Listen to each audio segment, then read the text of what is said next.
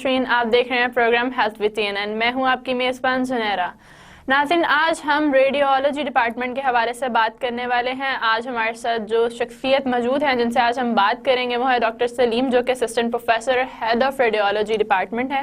تو آئے چلے ڈاکٹر صاحب کو پہلے تو ویلکم کرتے ہیں۔ ڈاکٹر صاحب بہت بہت شکریہ کہ آپ نے اپنا قیمتی وقت نکالا اور آپ یہاں اسٹوڈیو میں آئے، آپ نے ہمیں ٹائم دیا۔ السلام علیکم۔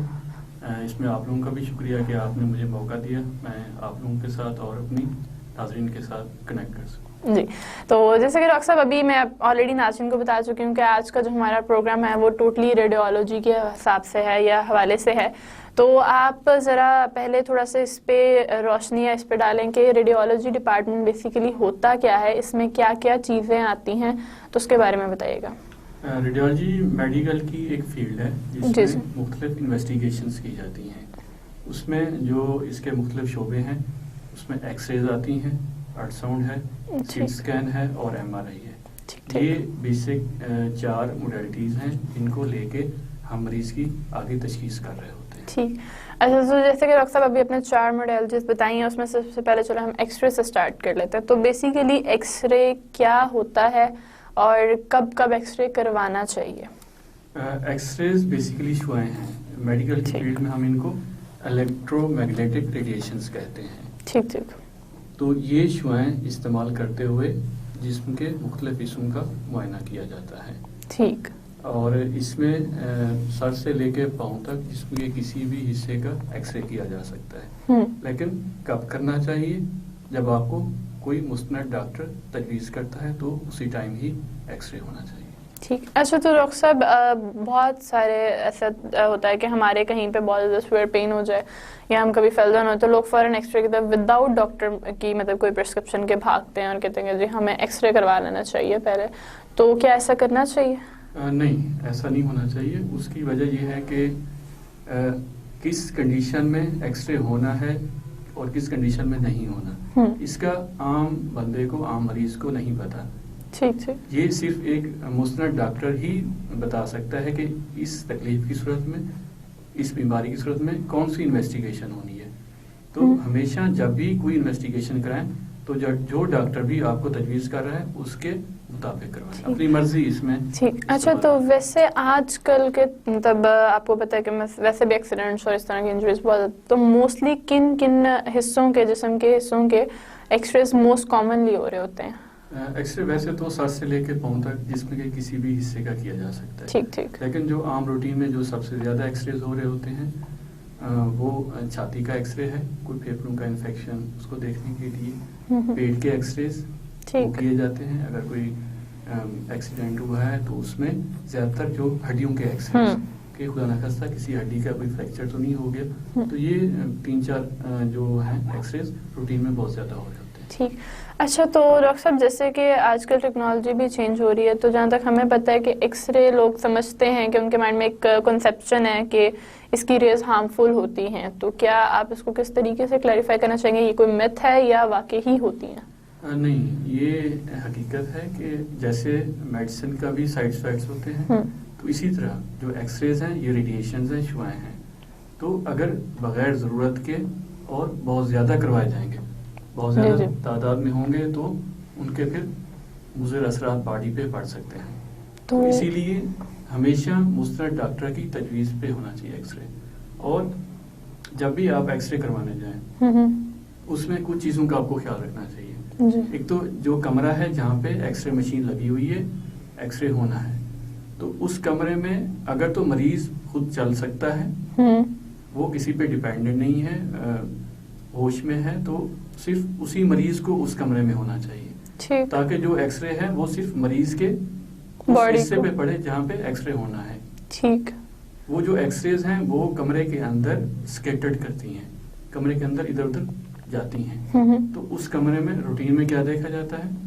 ایک مریض ہے، اس کے ساتھ 4-5 اٹینڈنٹ آ جاتے ہیں۔ جی بالکل ایسے ہوتا ہے، ان کی ضرورت نہیں ہوتی، وہ یعنی بغیر کسی وجہ کے اپنے آپ کو ایکس ریز پہ ایکسپوز کر رہے ہوتے ہیں، ان کو پتہ نہیں ہوتا کہ ایک مضر چیز ہے جو ان کے جسم پہ پڑ رہی ہے۔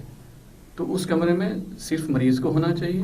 ہاں، اگر مریض خود چل پھر نہیں سکتا یا ہوش میں مکمل ہوش میں نہیں ہے तो उसके साथ फिर एक अटेंडेंट होना चाहिए जो उसको सहारा दे, और वो भी कोशिश करें कि कोई छोटा यंग बच्चा ना हो, कोई यंग खातून ना हो, क्योंकि ये वो एज है जिनको एक्सरे ज़्यादा मुतासर करती हैं। तो कोई एक बड़ा बंदा हो उसके साथ जो उसको हेल्प करे। अच्छा, तो डॉक्टर साहब फिर जो लोग एक्सरे कर रहे होते हैं कंटिन्यूस बेसिस पे, तो उनकी बॉडी पे कहीं ना कहीं उसके इफेक्ट्स नहीं आते हैं? ये आपका बहुत अच्छा क्वेश्चन है। जो एक रेडियोग्राफर है डेली बेसिस पे 100 एक्सरे करता है, 200 एक्सरे करता है, वो क्या है, उनको क्यों नहीं असर होता है इसका? उसकी वजह ये है कि वो उस कमरे के अंदर मौजूद नहीं होते। ठीक। वो दूसरे कमरे के अंदर खड़े होके मशीन को ऑपरेट कर रहे होते हैं। तो बीच में दीवार होती है, उस पे एक शीशा लगा होता है जो लेड ग्लास, लेड वो धात है जो एक्सरेज को गुजरने देती है। तो वो जो ग्लास है वो स्पेशल किस्म का होता है। तो जिस कमरे के अंदर एक्सरे मशीन है वहां से एक्सरेज दूसरे कमरे के अंदर नहीं आ पाती, तो उसी वजह से उनको इतना असर नहीं होता उस चीज का। अच्छा, तो डॉक्टर साहब एक और क्वेश्चन जो भी मेरे माइंड में है कि एक पर्सन को 1 मंथ या कितने ड्यूरेशन के बाद एक्सरे करवाना चाहिए? कितना टाइम इंटरवल बीच में देना चाहिए? मतलब इसमें कोई खास वो नहीं है कि हम कह देंगे कि 1 दिन है या 1 हफ्ता है। उसमें बेसिकली वही पहले वाली बात आ जाती है कि जब डॉक्टर समझता है एक्सरे तो उस टाइम वो करवाना पड़ता है। ठीक। यानी आपकी बीमारी है, आप तकलीफ में हैं, उसको तशखीस होना है, तो उस टाइम वो जरूरत है वो होना चाहिए। उस टाइम उसका फायदा ज्यादा है एज कम्पेयर टू उसके नुकसान के, तो इसीलिए उस टाइम फिर वो होना चाहिए। तो अगर आप मुस्तनद डॉक्टर की तजवीज़ पे अमल करेंगे तो आप काफ़ी हद तक आप इसके मुज़र असरात से बचे रहेंगे। ठीक। अच्छा डॉक्टर साहब, यहाँ पे अब हम क्योंकि एक्सरे के हवाले से हमने बड़ी अच्छी एक डिस्कशन की, इसके बाद हम अल्ट्रासाउंड की तरफ मूव करते हैं जो आपने सेकंड टर्म बताई थी।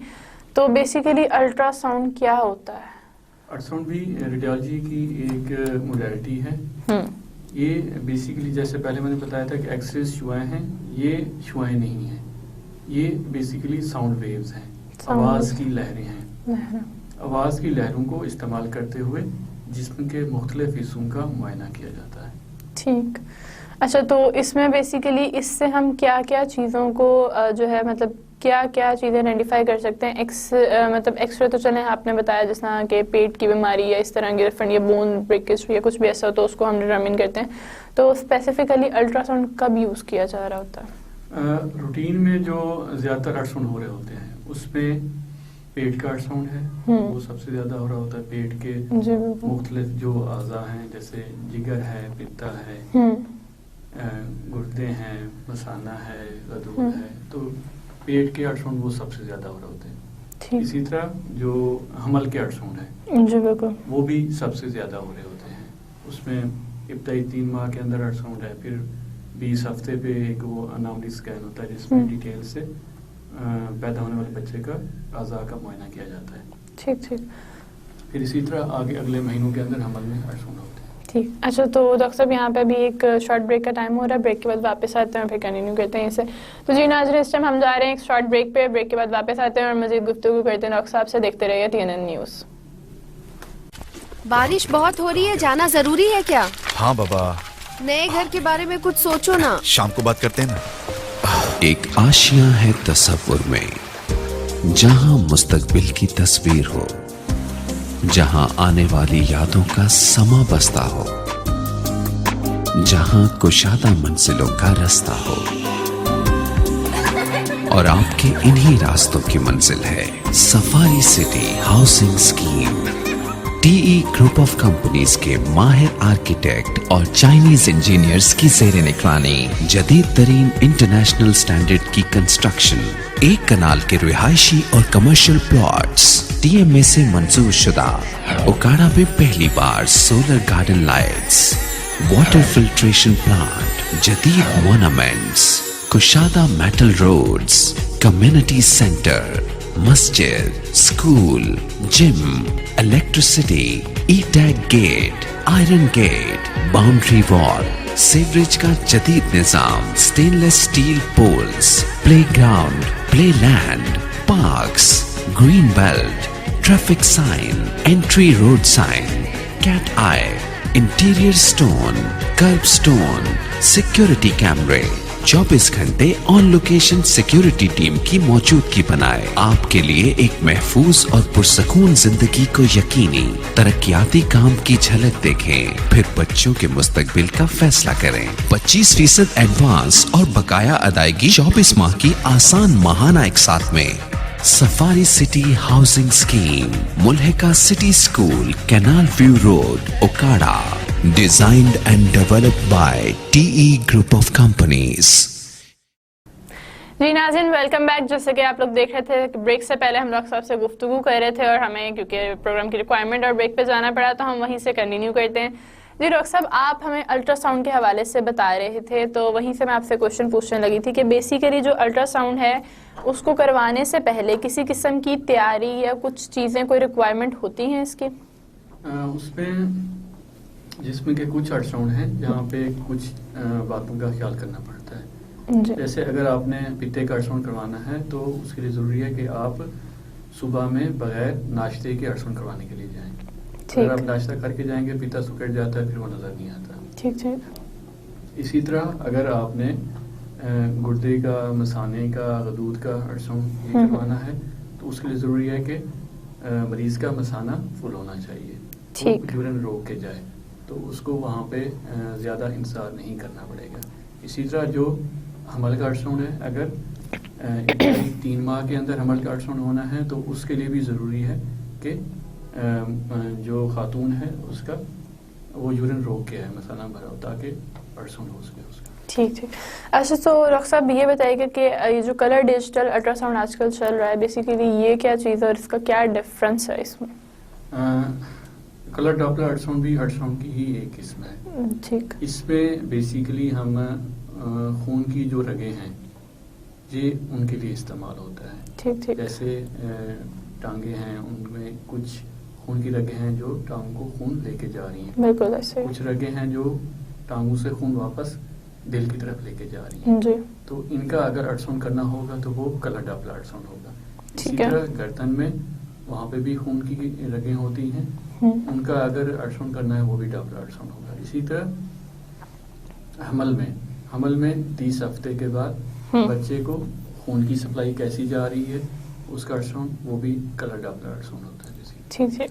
अच्छा, तो डॉक्टर साहब यहाँ पे जैसे कि हर चीज़ के कोई ना कोई फ़ायदे होते हैं, वहाँ पे नुकसानात भी होते हैं, तो यहाँ पे एक क्वेश्चन जो मेरे माइंड में है कि अल्ट्रासाउंड के कोई साइड इफ़ेक्ट्स या कोई ऐसी चीज़ जो डैमेज करती हो वो भी है, कोई नेगेटिविटी इसमें? जैसे मैंने पहले जिक्र किया था कि अल्ट्रासाउंड बेसिकली क्या है, साउंड वेव्स हैं, आवाज़ की लहरें हैं। बिल्कुल ऐसे ही है। तो इनका साइड इफेक्ट नहीं है। तो इसीलिए बाज़ टाइम जो ख़वातीन हैं हमल के अल्ट्रासाउंड के लिए आती हैं तो वो ये क्वेश्चन करती हैं अक्सर कि हम बार बार अल्ट्रासाउंड करवा रही हैं तो इसके कोई मतलब माँ या बच्चे पे कोई मुज़र असरात तो मुरतब नहीं होंगे, ऐसी कोई चीज़ नहीं है। ठीक ठीक। मतलब मदर और बेबी जितना मर्जी दफ़ा करवा लें उसके कोई साइड इफेक्ट्स नहीं आएंगे। सेफ है ये अल्ट्रासाउंड, हमल के दौरान सेफ है, इसके कोई साइड इफेक्ट नहीं। ठीक ठीक। अच्छा डॉक्टर साहब, यहाँ मैं आपसे सिटी स्कैन के हवाले से बात करना चाह रही हूँ कि सिटी स्कैन बेसिकली क्या होता है और ये टर्मिनोलॉजी क्या है, इसके बैक एंड पे क्या प्रोसेस होता है इसका? सिटी स्कैन भी जैसे बाकी मोडालिटीज हैं रेडियोलॉजी की, ये भी एक मोडालिटी है। इसमें भी एक्सरेज का इस्तेमाल है। ठीक।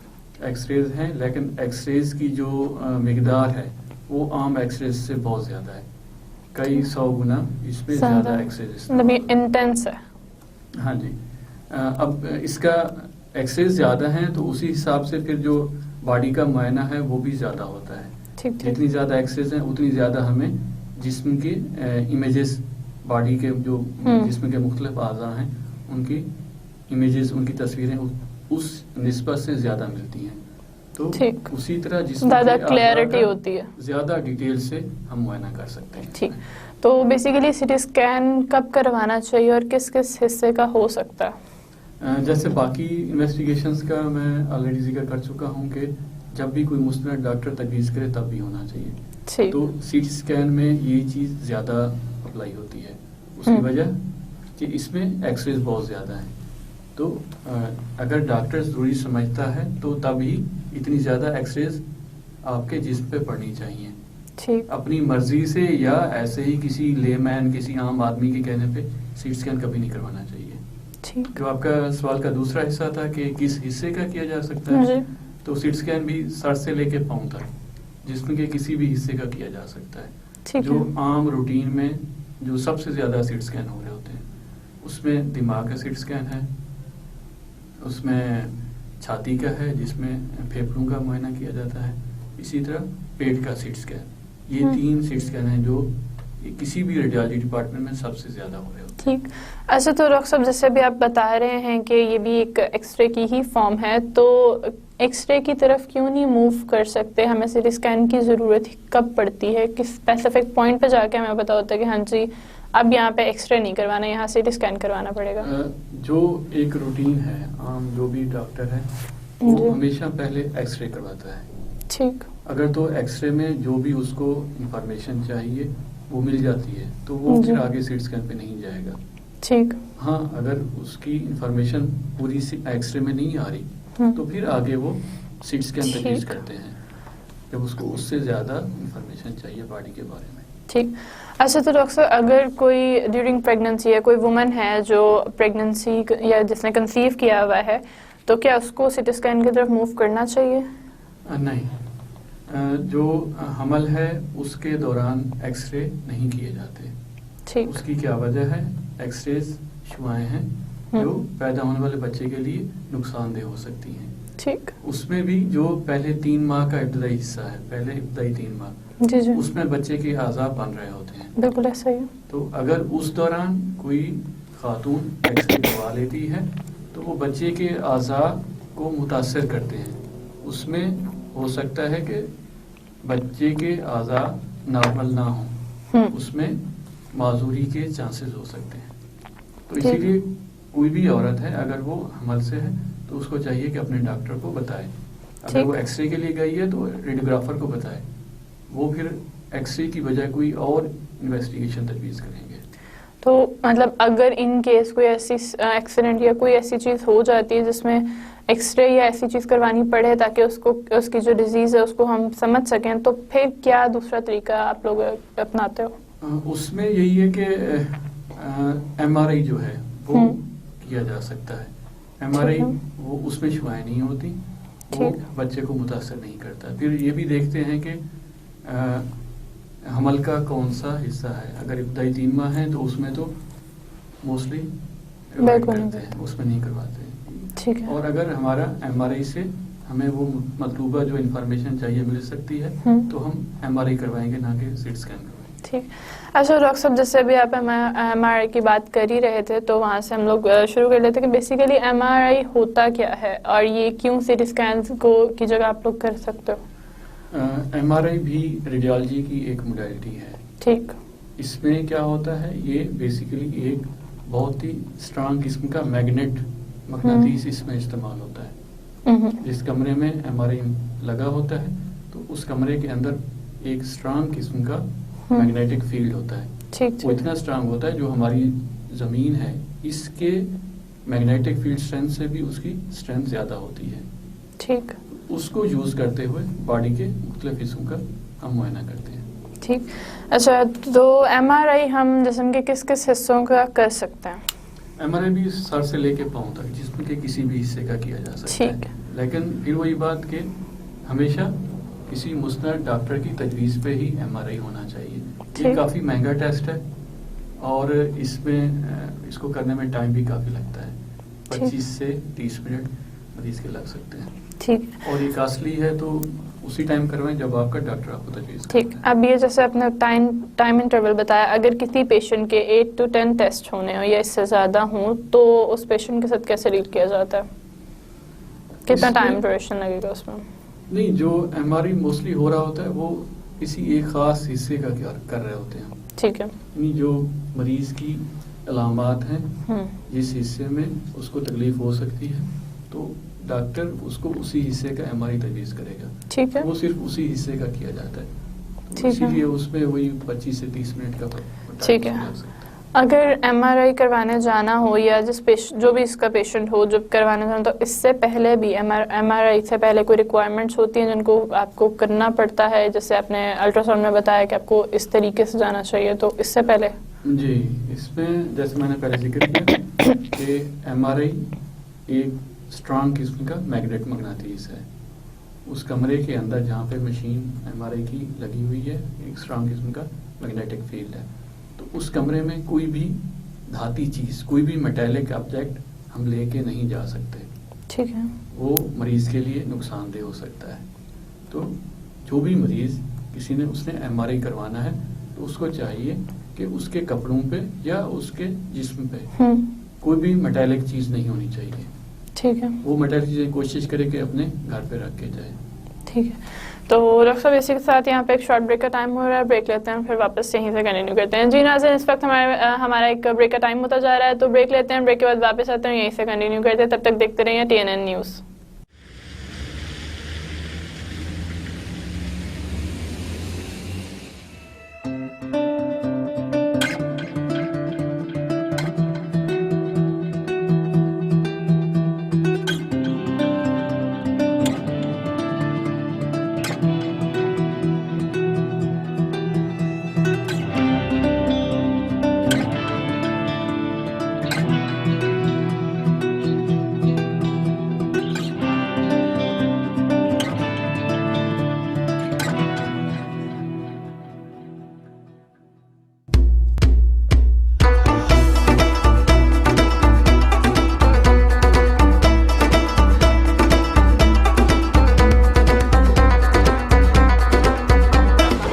صاحب، ہمارے چیئرمین طاہر احمد صاحب ہمارے بیچ میں بیٹھے ہوئے. سب سے پہلے تو میں طاہر صاحب کے بارے میں یہ بتانا چاہتا ہوں کہ یہ معیار پہ کمپرومائز نہیں کرتے. ہم جو بھی اس میں لکھ کے آپ کو دے رہے ہیں وہ انشاءاللہ تعالی ہم پرووائڈ کریں. یہ ہماری ذمہ داری ہے اور اس میں کوئی بھی کسی بھی قسم کی نہ تاخیر ہوگی. جو ہم ٹائم دیں گے، ہم ڈیفینس ویو ہاؤسنگ اسکیم میں مسجد دے رہے ہیں، بجلی دے رہے ہیں، جدید ترین واٹر فلٹریشن پلانٹ دے رہے ہیں، کنکریٹ باؤنڈری وال دے رہے ہیں، سیکیورٹی کیمرے دے رہے ہیں، gym, child exercise parks, road signs, hospital, sewerage.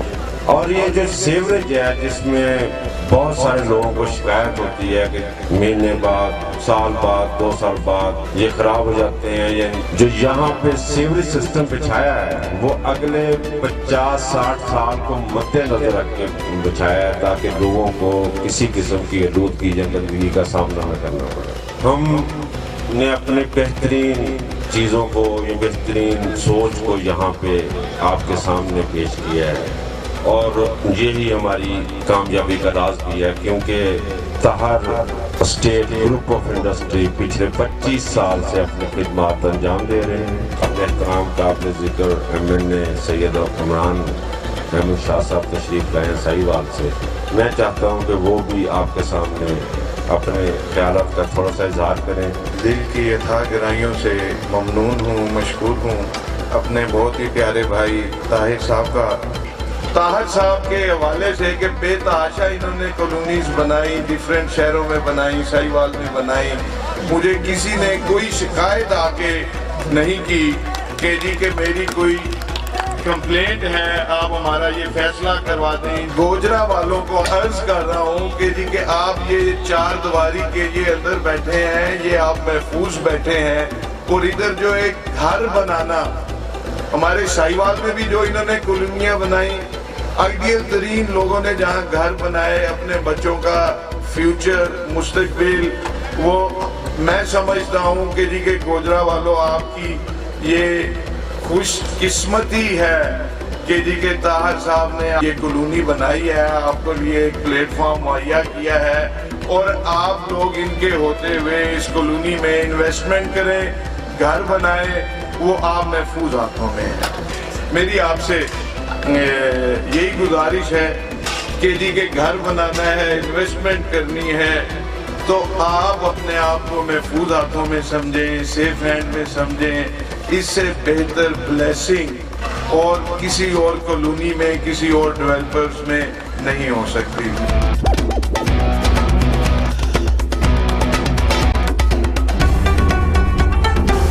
साहब से रिक्वेस्ट करता हूँ कि वो अपने ख्यालात का इज़हार करें। आने वाले तमाम मुअज़्ज़ज़ मेहमानों का बहुत शुक्रगुज़ार हूँ।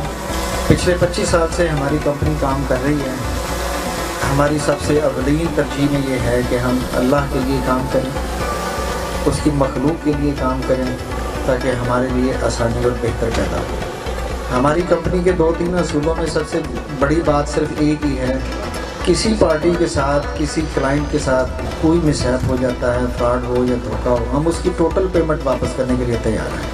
किस्तों में प्लॉट लिया हुआ है या कैश लिया हुआ है, इन केस अगर वो बेचना चाहता है या वापस करना चाहता है तो कंपनी सबसे पहले खरीदार है। वजह यह है कि हम यहाँ कंफर्टेबल लेवल एक देते हैं, बातें कम करते हैं, काम ज़्यादा करते हैं, ये आपने देख लिया होगा।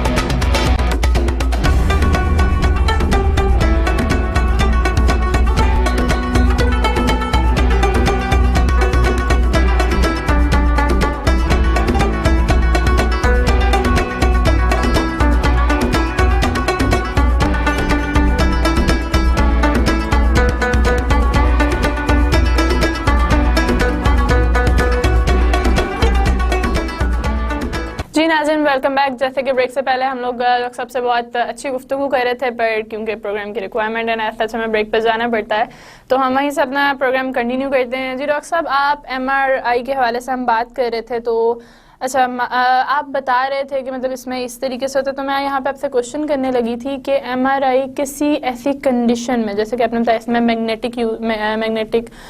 यूज़ हो रहा था जो कि बहुत हाई रेज का होता है, तो कहीं ना कहीं कोई ऐसी कंडीशन होती है जहाँ पे ये डैमेज दे सकता हो या इसके कुछ साइड इफ़ेक्ट्स हों? जी ऐसा कुछ है। जो भी मरीज़ जाता है MRI करवाने के लिए तो उससे बेसिकली कुछ क्वेश्चंस किए जाते हैं। जी जी। वो उसकी सेफ्टी से रिलेटेड होते हैं। ठीक। उसमें अक्सर ये पूछा जाता है कि मरीज़ का दिल में कोई पेस मेकर तो नहीं लगा हुआ, कोई डिफिब्रिलेटर तो नहीं लगा हुआ। इसी तरह कुछ बच्चे होते हैं जो पैदाइशी तौर पे गूंगे और बहरे होते हैं। उनकी इब्तदाई सालों में सर्जरी की जाती है, कान के अंदरूनी हिस्से के अंदर स्मार्ट का एक आला लगाया जाता है जिसको कॉक्लियर इम्प्लांट कहते हैं मेडिकल की टर्म में। तो अगर कोई बच्चा है उसका कॉक्लियर इम्प्लांट लगा हुआ है तो उसका भी MRI नहीं हो सकता। तो इसी तरह कुछ ऐसे मरीज होते हैं जिनमें सर्जरी होती है और उस सर्जरी के दौरान कोई मेटालिक चीज उनकी बॉडी में लगाई जाती है। ठीक। तो वो भी देखना पड़ता है कि वो मेटालिक जो चीज लगी है उसके बॉडी में, ठीक वो उससे जो MRI मशीन है उससे यानी कंप्लायंस है उसके साथ कि नहीं है। अगर वो उसके साथ मेटालिक फील्ड को डिस्टर्ब कर सकती है तो उसका भी MRI नहीं होता है। ठीक। अच्छा, तो डॉक्टर साहब वैसे बताइएगा कि एक जनरल क्वेश्चन कि MRI की जैसे आप मशीन की बात करें तो इसकी क्या मशीन एक ही तरीके की होती है, एक ही हिसाब से इस पे काम हो रहा होता है, या डिफरेंट तरीके हैं MRI करने के, और अगर हैं तो उनमें क्या फ़र्क है?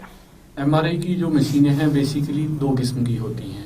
उसमें एक को हम कहते हैं ओपन MRI, एक को कहते हैं क्लोज्ड MRI। जो ओपन MRI है वो मशीन निस्बतन छोटी होती है, उसका साइज छोटा होता है और वो मुकम्मल तौर पे बंद नहीं होती। ठीक। वो एक साइड से ओपन होती है। जबकि जो क्लोज्ड MRI है वो मशीन मुकम्मल चारों तरफ से क्लोज्ड होती है। एक टनल सा बनता है उसके अंदर, जैसे एक सुरंग होती है ऐसे टनल बनता है उसका, तो उसके अंदर मरीज को लिटाया जाता है और उसका MRI किया जाता है। अब इसमें फर्क क्या है? जो क्लोज्ड MRI है वो साइज बड़ा है और वो चारों तरफ से मशीन बंद है। अब मरीज पे इसके क्या यानी मरीज जो MRI करवाने है उसको इससे क्या फर्क पड़ता है?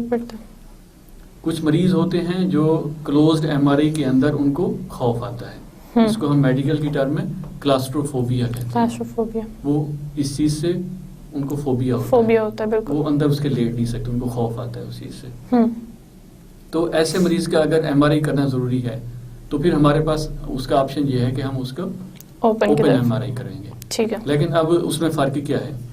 जो क्लोज्ड MRI है वो बड़ा है اس کے میگنیٹک فیلڈ کی اسٹرینتھ زیادہ ہے زیادہ، تو اس میں جو امیج کوالٹی ہوگی، جو وہ امیجز ہمیں دے گا ان کی وہ زیادہ زیادہ بہتر ہوگی. جبکہ جو اوپن ایم آر آئی ہے وہ چھوٹا ہے، اس کا جو میگنیٹک فیلڈ ہے اس کی اسٹرینتھ کم ہے، تو اس کی جو امیجز ہوں گی ان کی کوالٹی کلوزڈ ایم آر آئی سے کم ہوگی. یہ بیسیکلی ڈفرینس ہے. ٹھیک. اچھا، تو ڈاکٹر صاحب یہاں ایک کوشچن ہے، جیسے ابھی آپ بچوں کے حوالے سے پہلے بات کر رہے تھے، تو آپ بتائیے گا کہ جو بچے ہیں کیا ان کا ایم آر آئی سیف ہوتا ہے؟ یہ کیونکہ آبویسلی آپ نے بتایا کہ اس میں کافی ہائی ریڈیشن ویوز ہوتی ہیں، میگنیٹک ویوز ہوتی ہیں. جی بالکل. تو کہیں نہ کہیں ان کو ڈیمیج نہیں کر سکتی، یا کب بچوں کا کروانا چاہیے؟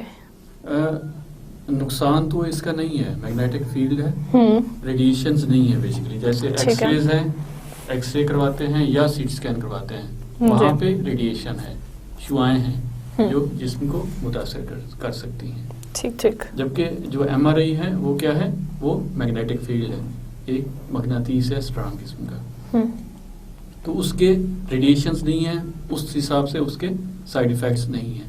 لیکن بچے کے حوالے سے اس کی کیا ریکوائرمنٹ ہے؟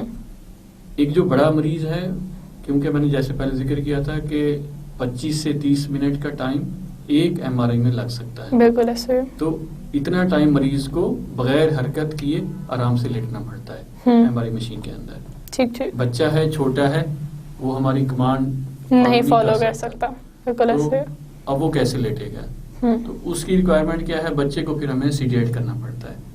بچے کو کوئی دوائی پلا کے یا کوئی دوائی پلا کے یا کوئی انجیکشن لگا کے تو اس کو ہم بے ہوش کرتے ہیں. اس کے بعد اس کا ایم آر آئی کیا جا سکتا ہے. بچے کا بھی سر سے لے کے پاؤں تک کسی بھی جو ڈاکٹر نے تجویز کیا ہے وہ ایم آر آئی ہم کر سکتے ہیں. ٹھیک. اچھا ڈاکٹر صاحب، جیسے آپ نے بتایا تھا کہ ایکس رے کے اندر کے کوئی پرسن مطلب اگر تو ضرورت نہیں ہے تو وہاں اویلیبل نہیں ہونا چاہیے، تو کیا ایم آر آئی میں بھی ایسا کچھ ٹرم ہو سکتی ہے کہ جو پرسن ہے صرف اسی کو اندر جانا چاہیے، اس کے ساتھ کوئی آ سکتا ہے پرسن؟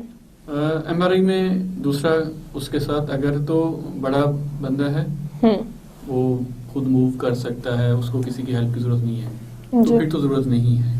ٹھیک. ہاں، اگر کوئی مریض ہے اس کے ساتھ اس کو کسی کی ہیلپ کی ضرورت ہے تو اس کے ساتھ اس کا اٹینڈنٹ وہاں پہ رک سکتا ہے. ٹھیک ہے. اس کے لیے کیا چیزوں کی ریکوائرمنٹ ہے؟ وہی چیز کہ اس کے کپڑوں پہ، اس کی باڈی پہ کوئی میٹیلک چیز نہیں ہونی چاہیے. اور ان کیس اگر ایسا ہو جاتا ہے تو اس کا کیا سائیڈ افیکٹ ہوتا ہے؟ وہ مریض کے لیے بھی اور یا جو اٹینڈنٹ ہے اس کے لیے نقصان دہ ہو سکتا ہے. وہ میگنیٹ ہے، وہ اس چیز کو کھینچے گا اپنی طرف.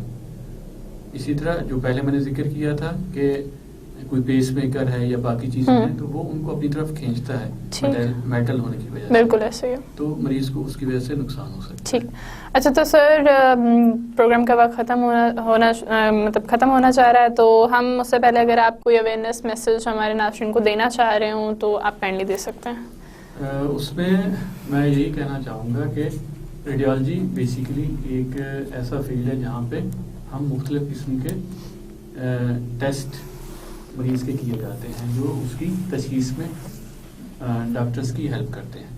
تو اسی لیے یہ جتنے بھی ٹیسٹ ہیں، ایکس رے ہے، الٹرا ساؤنڈ ہے، سی ٹی اسکین ہے یا ایم آر آئی ہے، یہ ہمیشہ صرف اسی صورت میں کروائیں جب ایک مستند ڈاکٹر نے آپ کو تجویز کی ہیں. اس سے ایک تو یہ ہے کہ ان کے اگر کوئی مضر اثرات ہیں آپ ان سے محفوظ رہیں گے، اور دوسرا جتنے بھی ٹیسٹ ہیں ان کی کوئی فیس ہے، اس کے چارجز ہیں، وہ آپ کے ساتھ بجٹ پہ اثر ڈال رہے ہیں.